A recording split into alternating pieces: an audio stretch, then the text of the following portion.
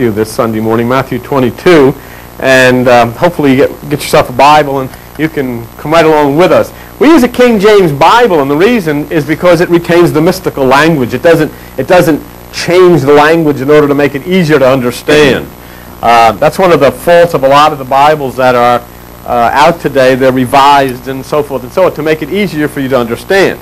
But they make a mistake with that. You know, like I said to you, if I say, let's go shoot the bull, and if somebody interprets that, let's get a gun and go out and find a big black animal and blow its head off, that makes it a lot easier for you to understand, but they've missed it entirely because it simply means let's sit down and talk. And that's what they've done. When it says, if your eye be single, your body will fill with light, it means if you practice meditation above the thoughts of the mind, you'll fill with wisdom and understanding. Well, they changed it to say, if you don't look at a girl with a bikini, you know, you'll be filled with all kinds of niceness and you'll be a goody-goody thing, but that's not what it means. It's talking about meditation. But let's take a look at what happens here. In Matthew 22:15 on page 23. First of all, Matthew 22:14. Something I wanted to show you that I didn't cover last week, and it's a very famous line. Many are called, but few are chosen. Okay?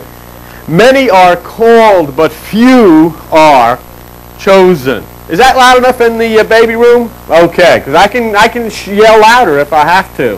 All right? Okay, and then they all get mad at me. You're screaming and you're yelling, but I mean, you know, I'll do whatever. What does it mean? Many are called, but few are chosen. Who are God's chosen people? Jews, certainly. Us. And the reason they're God's chosen people is because the tribe of Judah, of which the word Jew comes from, was situated at the east side. See, there was the north, the east, the south, and the west. They put the tribe of Judah on the east. Why? Because it was the tribe of Judah that encamped on the right side. When you look north, Judah's on the right. Therefore, God's chosen people are those who dwell on the right side. Those who encamp on the right side are God's chosen people. And many are called to encamp on the right side, but very few are chosen. Very few choose to dwell on the right side. See? Because most people just can't conceive of how they can. Let me tell you what the problem is of dwelling on the left side. When you dwell on the left side, you dwell with the carnal mind. And the carnal mind is the tree of the knowledge of good and evil. That means that there's two aspects of your carnal mind. One aspect says, oh, I want to do this, and I want to do that, and I want to be good. That's always, and that's there. There's no stop. But there's another aspect of the carnal mind that says, get lost. I ain't going down there. It's a lot of nonsense. The heck with this. I'm going to go boogaloo. You know, I want to do this stuff. I want to do myself. I don't listen to any of this stuff. There's always that inside of your mind that is telling you contrary to that which you think is the right thing to do. There's always that second opinion that manifests itself in your lower mind and says, nuts to this. Don't bother with that. Don't bother with this. And you can't get away from it. That's the carnal mind. Because where there is a positive attitude in your carnal mind, there's also a negative attitude. That is the tree of the knowledge of good and evil. That's why Adam and Eve were not supposed to eat of the knowledge of the tree of good and evil.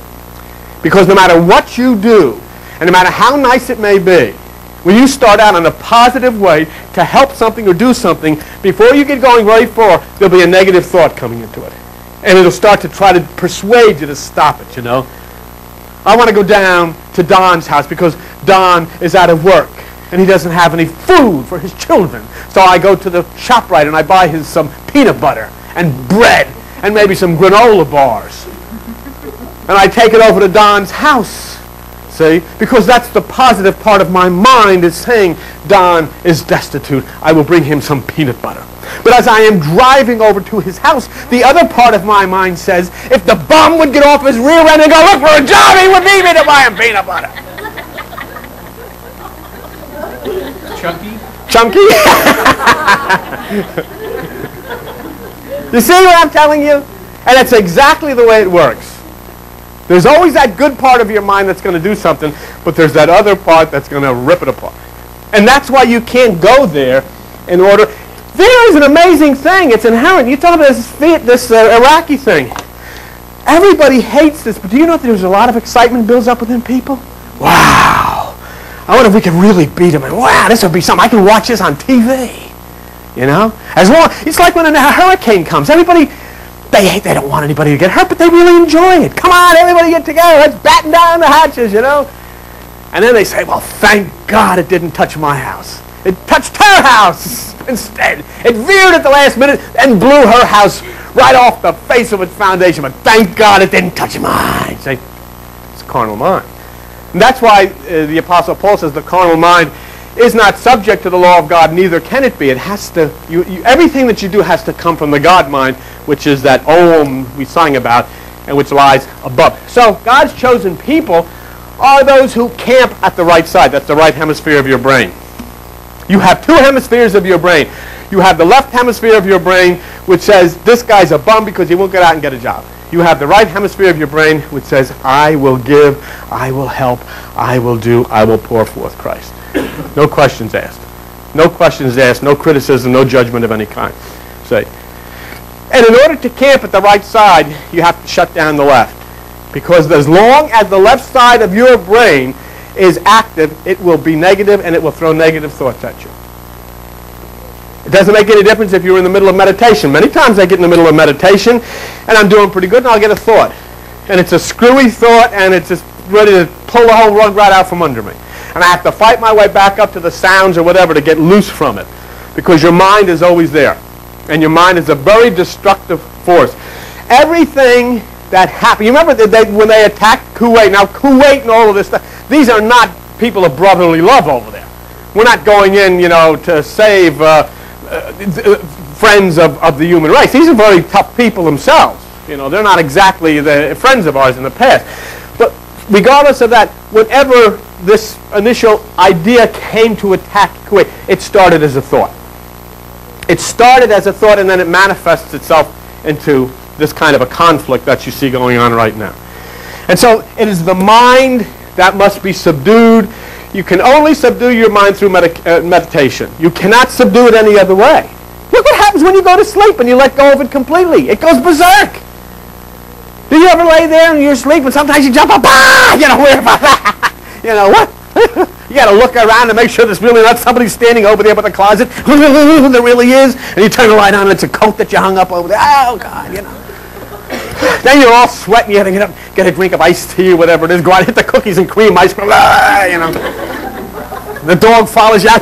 He's having a nightmare. Dogs do. I don't know what the heck they have nightmares about, but they do. Because we sleep with two dogs. We have a bed. Two human beings, the nurse and myself, get in there, and there are two 75-pound Dalmatians in there. And the one dog's got his own pillow with frilly things on the end.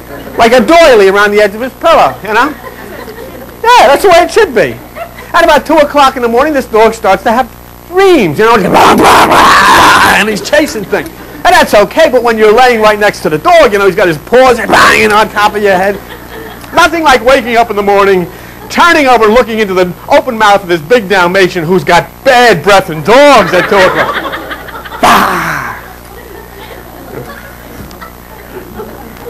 I don't know what kind of a carnal mind a dog has or where he was running, but at 2 o'clock in the morning, that dog was taking off.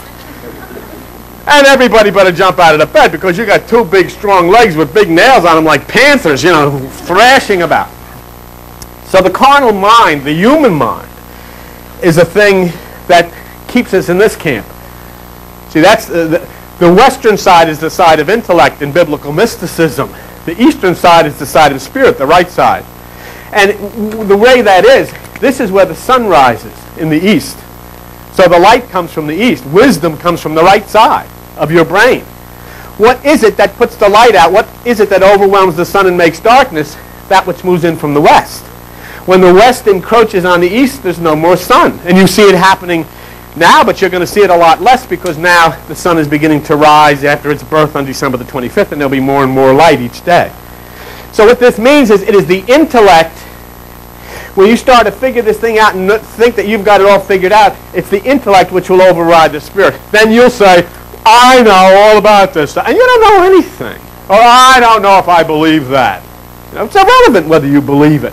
But all of that comes from this area here, where you try to figure things out and try to work things out. You can't do it. You just make a big mess out of it. But when you dwell here, you see, right here, Mr. Bush and Mr. Hussein are trying to figure out what to do for their own respective sides. But if they stay the way they're gone, thousands and thousands of men, women, and children, animals, and forests are going to be obliterated and destroyed. If they were to turn and rise up into this area of Christ consciousness, Buddha consciousness, whatever you want to call it, it would be all over like that. Because they're above that place where there is no thought comes the wisdom of peace and understanding. There is no possibility of shooting at anybody. Matthew 22:15. The Pharisees took counsel how they might entangle him, who was Jesus, in his talk. Jesus was a mystic. He was a Nazarene, say.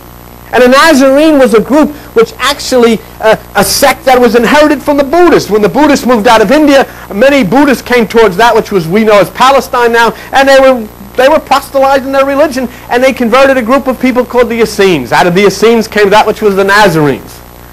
Long time before that, before the Essenes, the Nazarenes had been touched by those same Buddhists back in the early days of what you know as Samson. He was a Nazarene. They let their hair grow long because that hair that grew out of them was a symbol of spirit. See? Jesus was a mystic. He never talked about going to church. He didn't say read a Bible. Show me where he said read a Bible. Show me where he said go to church. He never said go to church. He never said read a Bible. In fact, he was so enamored by these great churches, he walked down the street and there's going to be one brick left laying on top of another one. He said, forget that. What was he concerned about? You. Inside of you. He didn't point to some far-off God who was going to come down and save you. He said, you are the light of the world. The kingdom of God is in you. He didn't set himself up and say, look at me, I'm Jesus, and I have hotsy-totsy stuff on Christmas cards and everything. Look at me, ain't I something? He didn't ever said that. You know what he said? You think I'm doing good stuff? I'll tell you something, Omer. The things I do, you can do too. You can do better than I do, Joey.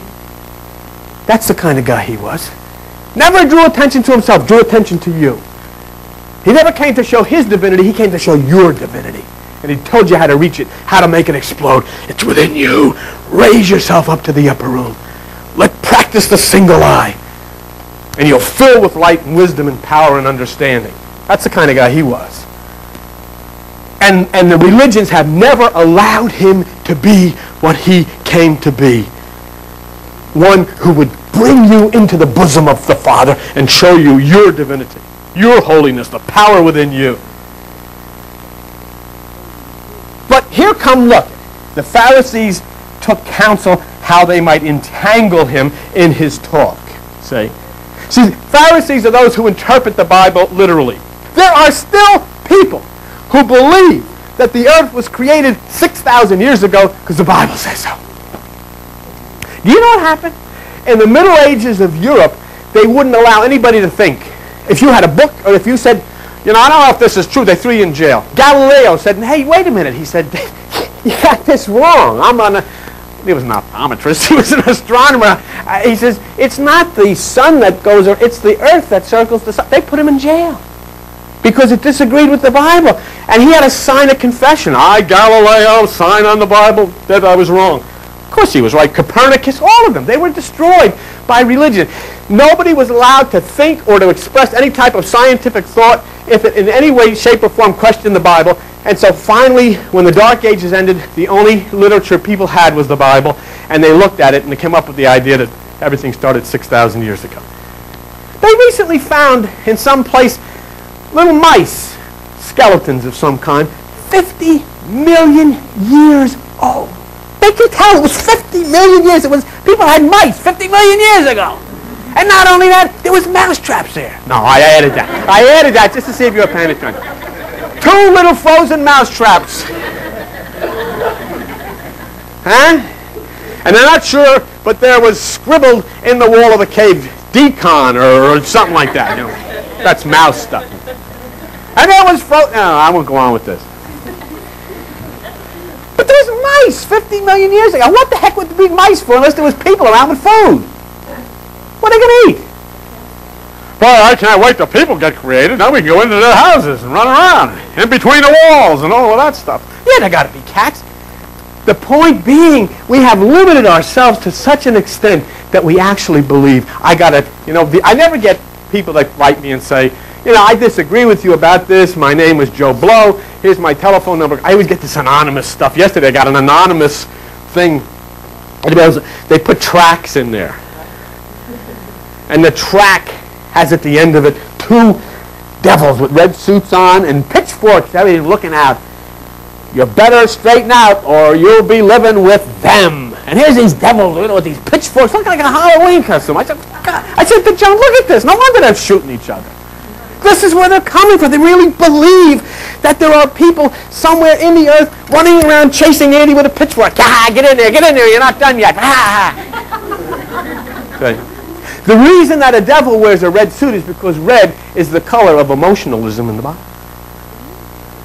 And the reason he has horns is because it's a symbol, horns are a symbol of power. And what's that saying? That the power that comes from your emotions are evil. That's what the devil is. That's when you'll swing out and scream and rant and rave and kick and do all of these things and put your fist through the wall and all of these things you carry on with. That's why the Red Sea was churning because it's a symbol of emotionalism. It's churning out of control. But when you look up, a pathway is made across the Red Sea to the Promised Land, across the emotions that are destroying you to that which is the place of God within you. All of that stuff has its beginnings in mythology. So here in Matthew 22:15, they're coming to Jesus. See, they're going to confuse his question of inner communion, with rules and doctrines. See, they want to come up with a biblical question to prove their point. We've had Pharisees come here. No matter what you tell them, I'll say, well, Jesus, hey, wait a minute, pal. Wait a minute. You're giving me stodging here. I didn't say this because it was my... I said, Jesus Christ said, if your eye be single. Yeah, but what about Romans 3:15? It says here. Yeah, but Jesus, what about and they're all over the place, and you can make a Bible say anything you want it to say. There's no doubt about that. And as I said to them, you might not agree with this interpretation, but don't tell me he didn't say it, because he did say it. Don't tell me it's not in the Bible, because it's in the Bible. Don't tell me Jesus didn't say cast your net to the right side. He said cast your net to the right side. If you want to believe he was fishing for fish, go ahead. But Jesus Christ said he was fishing for men. He's fishing for people. That means he's fishing for consciousness. And when he cast his net over to the right side, they came up with 153 fish, which is the number 9, 1 plus 5 plus 3, which is the number of human consciousness. In the Bible, in mysticism, the number of consciousness, the mystical number of consciousness is 9. That's why the sign of the beast, 666, equals 18, equals 9. If you want to see the beast, you go out into the men's room. Or the ladies' room, there's a picture of him hanging over the kitchen. Just turn over the sink. Just turn the light on and look, and you see the picture of the beast. Now, there's 144,000 saved. How much is that? 1 plus 4 plus 4? 9. That means the higher part of you is the point of salvation. The lower part of you is the part of the beast. So when Jesus says cast the net over to the right side, how many fish do they catch? 153 equals 9. And that's throughout the entire Bible. You'll see that. Throughout the entire Bible. And so here we have a situation where people are going to try to use the Bible to confuse the issue. See? You see, the point is that you have got to come to the conclusion, people have got to come to the conclusion, do you have the guts to turn your back against religion and follow Jesus Christ? And most people don't. Don't. Why? Because I was born this, I'll stay this, and I'll die this. Why? Because. That's because. And because I have to live up to their standards. They expect this of me. And so my whole life is then built around a coming of impending death and a hope that after I die, I'm going to some planet somewhere. And nobody ever has returned to say that's true. On the other hand, the one who is Jesus Christ said that is wrong because God is not a God of the dead. He's a God of the living. Get yours while you're alive now and live forevermore in a higher realm of divine glory that's put right smack between your ears. But the next line here in this study is very interesting because it's the same today. You know the amazing thing? I never hear from the preachers. I always hear from their disciples. And their disciples make anonymous phone calls and send anonymous letters. But I never hear from a preacher who will call and sit down and say, never. I'll get calls from their friends. And this is exactly what has happened here. See,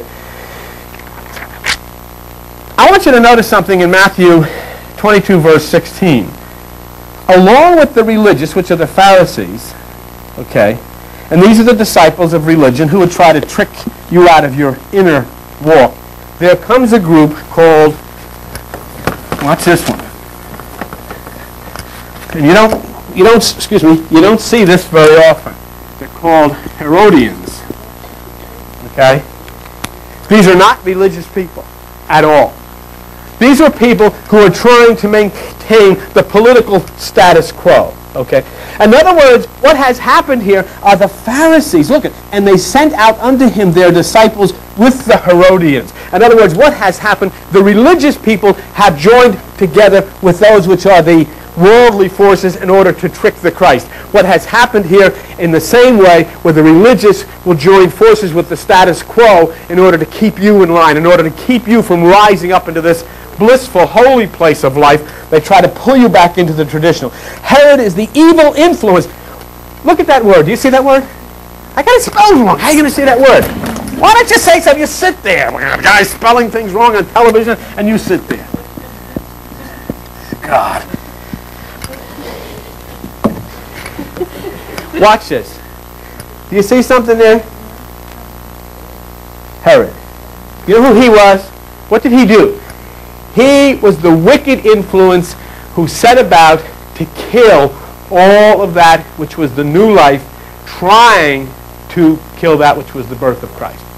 See? Now look who the religious people here have joined together with in order to come against Jesus.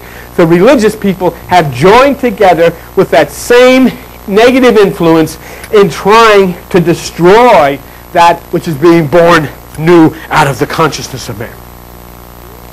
Anything they can do, whatever it takes, and they do it today. Say, it's the desire nature. What does it? It is the desire nature. It is the emotions. It is your concern about what your mother is going to think. What is my father going to think? What are my friends going to think? What is the church going to think? All concerned about those people. What are they going to think? And as that starts to move within you, you'll start to hear from them. I think you're getting involved in a cult. I mean, I heard myself when I used to wear this. After all, we were born such and such a religion. And your whole family is this way. It's always been that way. It's like being born an Italian or a German or Jewish or whatever it is. You know, after all, you're turning your back on the family when you do this. And that's what you've got to do. That's why Jesus says, I've come to set sister against brother and mother. You've got to turn your back on those old traditional concepts and move out of a new concept. See? Because if you don't, you're going to find the system and you're going to find the church. And the system in this country aligns with the church. Do you know why? Because the church is no threat to it. It is no threat to it. People go to church on Sunday. They have Bibles under their arms. How do you do, Sister Andy? Praise God. You look nice in your jeans. Aren't you something? And they strut in there, and everybody's there to cake. They wear Easter bonnets, and they go in at Christmas time, and they have big flowers, and it's very nice, but it's not a threat to the system. You're a threat to the system. You're a threat to the system. So not only do the religions come against you, the system will come against you. See? Because all of a sudden, you know, they throw words around on television. You see it. Alleged cult leader. Everybody's a cult leader if you don't agree with the system. They try to make it appear in the eyes of the masses of people that you're some kind of a screwball because you don't follow their ways. So you'll find them. They'll run and they'll ask Cardinal so-and-so what he thinks, or Pope so-and-so what he thinks, or Bishop so-and-so what he thinks. But they're not going to go to a mystic and say, what do you think? Because they'll say, don't you dabble in astrology here? Aren't you dabbling in astrology? Chunky astrology. And they come up with all of these things in order to discredit what you're doing. There are people in this town, a minister of a church, who, in order to keep people from coming here, told other people, don't go down there because they take drugs in the service. That's a fact. I'm not kidding you. That is a fact. Don't go down. Of course, he's never been here, but they take drugs in the service. And so what is that? In other words, that is to frighten somebody from coming to expose themselves to something that he doesn't even know what it's about. But he's heard that somebody said to their friend that this may be this and that may be that, so then he's convinced. That's the same way that they'll criticize, they'll come in and say, don't go to see this movie. Why? Because it's bad. It comes against Christianity. Have you seen it? I wouldn't go see it. You haven't seen it either. It's the same Dark Ages mentality. And what you have to do is go see everything. Look at everything. Read everything. Listen to everything. You make a decision. Allow your mind not to be guided by them. Jesus Christ said, wisdom is known by her children. Look at the condition of the world ever since you've been alive. When has it ever been free from violence? When has it ever been free from war? When has it ever been free from the scourges that are running rampant up, whether it be drugs or whatever it is? And Jesus Christ said, that is a product. That's the children. That's the offspring of the old way. Stop it. Bring your children into a meditation. Make your children sit. Begin to let your children know there is no damn devil. Tell them that. There is no damn hell. Tell them that. There is God, and there is only one power that exists in the universe, and that power is God. And don't let them be frightened by any crap that religion tries to shove down their throats to scare them and to keep them in line. Don't allow it. If you have to correct them, you just say, Jesus wouldn't like that. Don't bring up any junk just to frighten people. God says you get 7-year-old kids, by the time they reach the age of 8, they're on a guilt trip. You've taught them there's hell. You've taught them they're going to hell, that the devil's going to get them if they don't do this. God's going to punish them. God's getting mad up there. I used to be told that God was getting mad, throwing the furniture around because it was thundering. So, oh my God, this guy's really ticked off. I used to really feel this guy is ticked off. Something must have really happened. Somebody must have eaten meat on Friday or something. Boy. You know what I'm saying to you? Frightening, scaring everybody to death. Nowadays they take them, and after they got them thoroughly scared about hell and devils and demons, you know what they do? They put them in the Little League, and then they say to them when they get in the Little League, they say, now listen to me, little Donald. You go out there in center field, and don't you drop this ball, because don't forget, I have got this team sponsored by Joe and Phil's Tire Center, and their reputation depends on you out there catching this ball. And there you got your little jacket on, Joe and Phil's Tire Center, and you're standing out there. Don't hit it to me. Don't hit it to me. Don't hit it to me. Bang, there's the ball, and there's little Donald Warren. Bang, the ball hits him on the head, and his father looks at him. There you go. I told you didn't practice. You didn't approach it right. You disgraced the whole family. Disgraced Joe and Phil's Tire Center after they put that money up. And there's the kid walking with his little glove, guilt trip, needing to have some kind of a tranquilizer, settle his little nerves down. Then we're going to send him to college, Joey.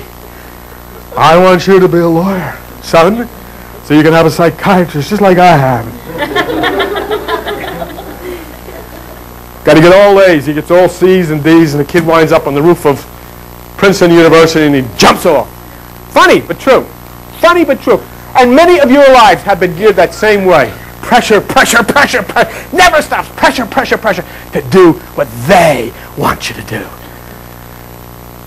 And all they're trying to do is bring you into the same realm of insanity that they exist in. But Jesus Christ said, that's not the way. The way is narrow, and it is above.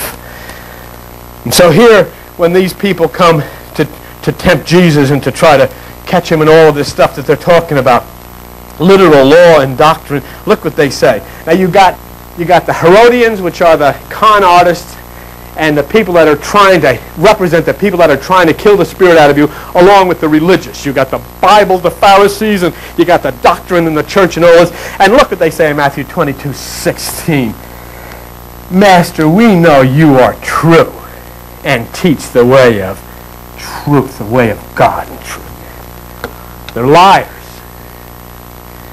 The religious and those who are of the flesh, they approach that which they really can't stand under a pretense of, hey, yeah, we know that you're trying your best, and some of the stuff you say I can really go along with.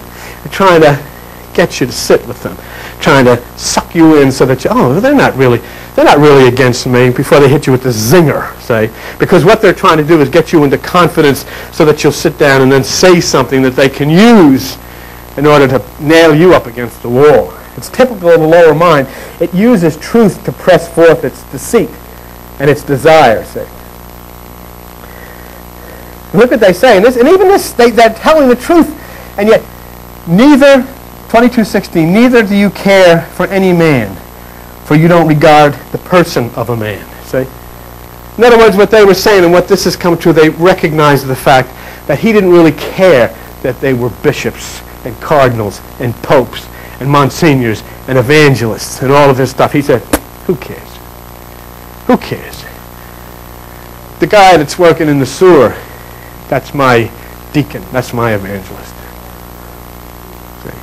Do you understand what I just said? I said the guy that's working in the sewer is his evangelist. He doesn't care about the Pharisees. He doesn't care about the popes. He doesn't care about the bishops and the monsignors. He doesn't care about all of that stuff. He doesn't regard any title whatsoever. He doesn't regard it whether you've got slacks on or whether you got a skirt on, whether you got a Bible or what. He doesn't regard any of that stuff. He does not regard anything that's stuck on you from the outside. He regards it what's bursting forth from the inside. What is it? What is it? And the guy that comes out of the sewer after a hard day of work could sit down with you, and while all the evangelists are telling you, you're worthless sinner, you're going to hell, you're worthless sinner, you got to give up this, you got to give up that, you got to do all of these things, you got to go to church. This guy could climb out of the sewer and one night sit down, come over, clean himself up, come over to your house and say, you know what? Jesus said, you are the light of the world. The kingdom of God is within you, and if you focus within yourself, you'll open a beautiful part of your mind, which is the right hemisphere. The doors will swing open, you'll enter in there, and you'll have wisdom, and you'll actually be one with God. That's what the guy out of the sewer could tell you, that those evangelists and religious people haven't the slightest idea of anything of the kind. Jesus knew that. So he never got caught up in religion. The only time that he got caught up in religion was when he was going to disrupt the service. He used to go out in the cornfields. It was illegal to pick corn on the Sabbath. So he'd go out there with the guys.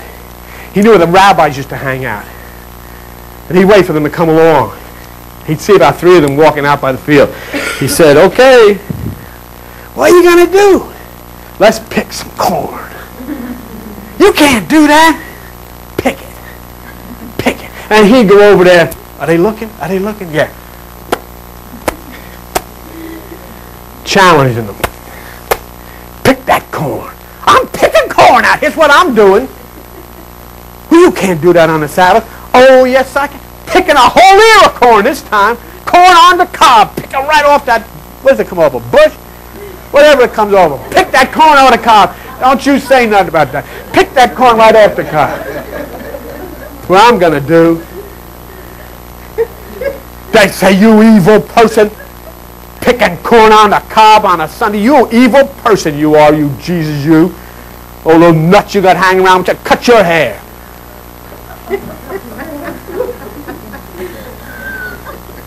The next day, come on Sabbath day, the preacher's up there preaching on the same.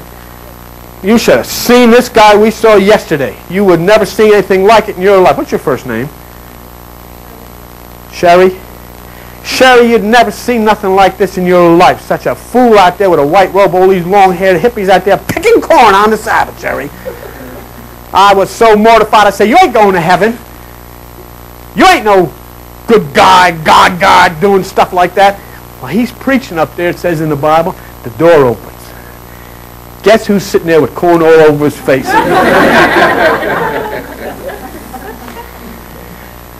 What he said, here I am.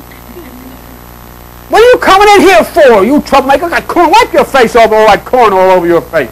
Because I'm coming in here to heal somebody. You can't heal nobody. It's the Sabbath. I'm going to heal some. Stick your hand out there. Stuck his hand out, healed his hand. But that's simply saying, when helping and when love gets in the way, when doctrines and rules and regulations get in the way of love, and it's of the devil. When that love manifests within you to touch people, break every rule, break every law, break every tradition, break it all. Don't make any difference. Break the law, break the rule, break the church laws, crash through the church, knock out the stained glass, sit down there and heal and help and lift people up to peace and love. Doesn't all that stuff's got to get out of the way. All that religious junk's got to get out of the way. And that's what Jesus Christ was all about. You look at the book, you read about him and you'll find a man that you never knew. You read about Jesus Christ and you'll find a Buddha, you'll find a Krishna, you'll find a Zoroaster, you'll find a man that you never knew anything about because those people have taken his words and twisted them, hoping that you'd never look in that book to see what he really said. When that man that they said, hey, he's coming back riding a white horse. And the man himself says, the kingdom does not come as to be seen, because it's within you. They say, oh, ask Jesus to come into your heart. Jesus Christ himself turns around and says, my friends, don't ask me for anything. It's in your book. The Father loves you. You go right to the boss. Don't you ask me for nothing. And Jesus will intercede on your behalf, saith the preacher. And Jesus says, and I'm telling you something else, I ain't going to pray for you either. It's in the book. It's amazing to me, but you know what? They've depended on the same type of ignorance that was the part of their foundings coming out of the Dark Ages to still be with you now. That's why I say to you, go to the bookstores and read. Read about Buddha, read about Krishna, read about Jesus, read about everything. Take down the stars, read about the stars, open yourself up, learn, seek, knock, ask. That's what Jesus says. Ask, seek. Don't just listen to somebody saying this is the way it is. Say that's not the way it is. I'm going to find out the way it really is and go look and seek and understand things and open yourself up. Be part of things. That's right. So, you remember last week what happened? We were teaching last week. Joey, were you here? Sure you were. I knew that. I just want to remember if you knew that. A lot of people sleep through this, or they go through these things. See, some of you people have been sitting here thinking of things this whole time, having these little escapades going on in your head. See, some of you have actually had a drama going on in your head. The whole time I've been speaking, you've been going through this little drama in your head. Haven't you, Andy? But last week, Andy, God said, listen, I'm inviting everybody to my son's wedding, but they ain't coming. See? They ain't coming to the real wedding. So you know what? Go out to the highway. And anybody you find sitting in the highway, you bring them in. Good or bad. I don't care. Doesn't make any difference what that person does. When that person finds the way within themselves up to the highway, the higher consciousness, the way into the right side, that spirit will grab you and take you into that wedding. It's like I said last week, I was sitting up there on the highway, right, Joe and Joe standing up there. Yeah, I'm bad, but I'm going to the wedding. Woohoo! I'm going to the wedding. Waiting for he ain't coming back in a big white horse, coming back in a big white stretch. Pull up there and say, get in the back there, Joe. Have yourself a little like new wine. I'm taking you to the wedding. Bring Linda if you want. See? Doesn't make any difference who you are. It doesn't make it. So get all the negativity of what you thought. The people, get all that negativity. Flush it away. Go to the bathroom. Stand up. Put your head in there and flush all that negativity away. It won't hurt. Just look at your hair a little wet. So put that. There it goes. It's all that negativity. Go negative. Woo! There's the negativity. And dry yourself off. Come out and said, I am not negative anymore because Jesus Christ said, I am the light of the world. He dwells within me. He has showed me the upper room. He has shown me the door to the right side. And I got to sit in there. And it doesn't make any difference what your parents say. It doesn't make any difference what the government says. It doesn't make any difference what cops are. Or it doesn't make any difference what religious people say. Inside of you is the kingdom of God. And inside of you is the doorway to nirvana, to the kingdom, to peace, to love, to a new you. That doesn't cost you a dime. Don't send anybody a penny to find that because it's free. Absolutely free. That's something else. That is something else. Well, how do you like that? We didn't even get halfway through this thing. Now we're going to do that next week. Stuff falling all over the place. Nobody cares. But look at that little baby back there. See that baby? I know that parent of that baby. That parent's never going to let that baby know anything about devils or demons or hell or any of that junk. Because those people, that parent knows where the upper room is, and that parent knows inside of that baby, that spark. That's the first thing that baby's going to learn is that spark of life. Is the kingdom of God is within. We had to wait. Here, I had to wait until I'm 32 to find this out. Woo!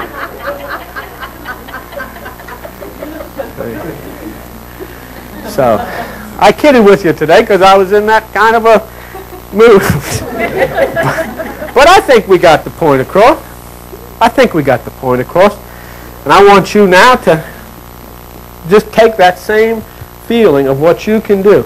If Jesus Christ is right, you actually could touch the right hemisphere of your brain and set off an explosion of vibration of peace and love that can change things in your house, can change things in you, can change things in your family. It doesn't make any difference what any doctor says, doesn't make any difference what any teacher says. This special thing is, because remember, that doctor and that teacher, they also only use 10% of their brain. You're going to that 90%. You're casting your energies to the right side, to awaken that cells on the right side. So all bets are off for the future. Now, many of you are going to see this tape months from now. I can't, not any prophet or predictor. I just know that what's going on in the universe, the movement of Uranus into Aquarius, this Aquarian age, this is the time of a coming of Christ and a new order, a new age, a new life, a new peace, a oneness of Christ. And that things are going to be right, and they're going to be set right.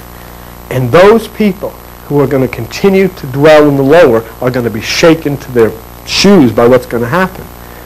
That's why it's so important that you plug in and touch this energy that's coming. Do it in your house. Do it wherever you want. I'd suggest too that you come out here, get involved on a Tuesday night, and I'd like you to come out tomorrow night too, because to put the energy up to what's coming with this rack situation. But do that. You can do it in your own bathroom. You can do it in the car. You can do it in the car. Turn the radio off. Listen to the tires for about 10 seconds, and just focus yourself up there in that upper room. Just understand something amazing. Here's your head. There's a magnificent computer right inside of that head of yours. A computer that is beyond anything that's ever been created by IBM or anybody could never even conceive of the computer. And all that you and I have learned to use so far is the 10%. And actually we haven't even learned to use that because that's been using us. And what God has told us and what the ancients and the mystics told us, what Krishna told us, what Buddha told us, what Jesus told us, was that on the right side is God's kingdom. And you start energizing the brain cells on the right side. Whew, that's life. That's the new life. That's what Jesus says. You who follow me into the regeneration, into this new age, begin to understand. Don't just go looking for a transcendental trip. You're going seeking the mind of Christ. And I'm telling you, it is in your head waiting to be discovered. And all you have to do to discover it is shut down the left side and raise your consciousness and start activating the right side. And once you get up to that mountain, everything that you need for your new life and this new adventure and to plug into the universal harmony is already there. You don't have to do a thing. It's all there for you. Amen. Thank you.